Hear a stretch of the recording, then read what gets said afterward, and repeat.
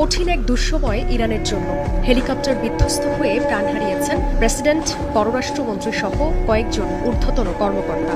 এরপরই বিভিন্ন সময়ে প্রায় একই রকম দুর্ঘটনায় সাবেক বিশ্ব নেতাদের মৃত্যুর খবর নিয়ে প্রতিবেদন প্রকাশ করেছে কয়েকটি আন্তর্জাতিক গণমাধ্যম।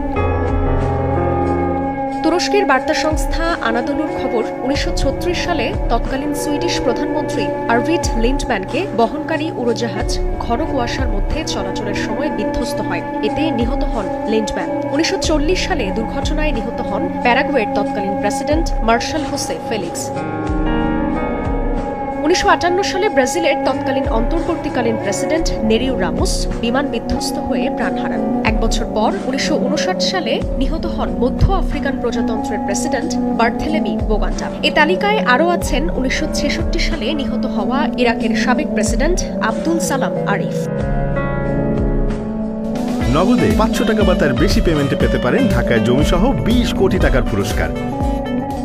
১৯৮০ সালে পর্তুগিজ সাবেক প্রধানমন্ত্রী ফ্রান্সিসকো সা কার্নেইরো এবং প্রতিরক্ষা মন্ত্রী অ্যাডেলিনো আমারো দা কস্তাকে বহনকারী উড়োজাহাজ রাজধানী লিসবনে টেক অফের পর বিধ্বস্ত হয়। পরের বছর ইকুয়েডরের তৎকালীন প্রেসিডেন্ট জেইমে রোল্ডোস আগুইলেরো এবং প্রতিরক্ষা মন্ত্রী major general Marco Sobia Martinez পেরুর সীমান্তের কাছে দুর্ঘটনায় প্রাণ হারান।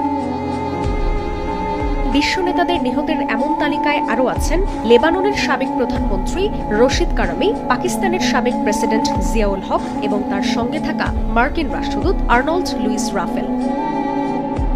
জান্নাতুল সাদিয়া, সময় সংবাদ।